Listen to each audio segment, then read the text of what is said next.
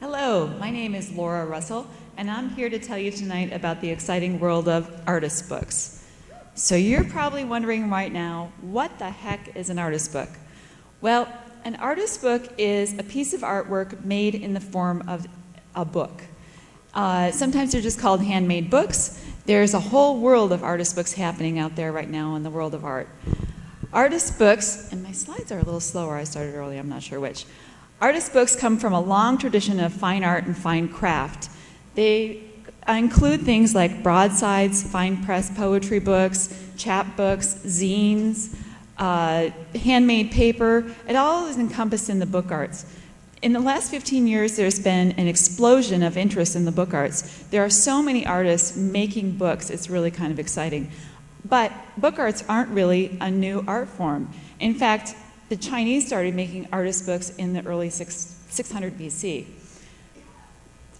My favorite artist books are made out of very unusual materials or unusual structures or very strange concepts. I really get excited by somebody who's pushing the definition of a book.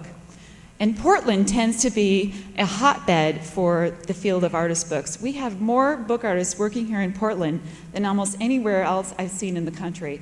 It's really amazing. In fact, most of the slides I'm going to show you tonight are books made by artists in either Oregon or Washington.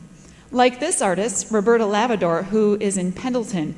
She uses handicraft techniques such as embroidery, sewing, quilt making, and other found objects in her books, such as these glass slide mounts that she found at a thrift store. They're mounted to a spine that includes a photograph of her mother, so you look through the glass to see the photograph in the background. They're really amazing books, and she's a very talented artist. This is one of my favorite local artists. Her name is Sue Collard. Sue is an architect, and her books never look like books. It's very straight. You just can't figure out their books. They're always very built. They include a lot of building materials, wood and hinges and other kinds of metal. This is David Kearns. He is a 70-year-old local artist who made this book out of an ammunition box. Can't say that too fast. It includes collage pages with books about the art of war. Jessica Spring made this book inside an American Girl horse that was sawed in half. It's about the history of working horses. This one is really fun. It turns racism upside down. Remember Crayola crayons, controversial names such as Indian Red? Jessica created an all-white crayon box that has slang racial slurs for white people. This is local artist Stuart Harvey, who actually paid a professional binder to make his book with photographs of the character and characters of New Orleans. It's a fabulous book. Next up we have Jim Lomason, who is another Portland photographer who created a book called I Wouldn't Wish War on My Worst Enemy. It's an anti-war statement book that includes photographs and words from returning Iraq and Afghanistan war veterans. Edgar Papazian is a local Portland architect who created this book about the Armenian genocide. He actually proposed a building in Washington, D.C. This book includes his beautiful designs for the building as well as history of the Armenian genocide. This book is really cool. It's bound copies of ration books from Cuba.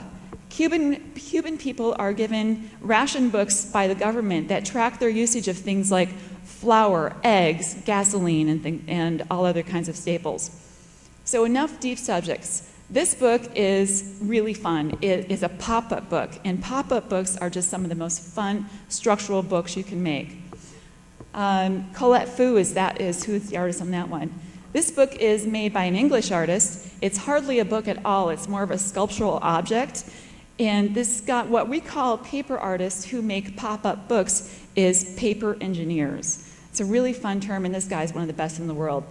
Mary Jean Linford creates pop-up books. This one is an ABC book that's about her beloved Bainbridge Island. It has an amazing, huge bridge that pops out, this ferry that pops out, as well as frogs and barns and great stuff.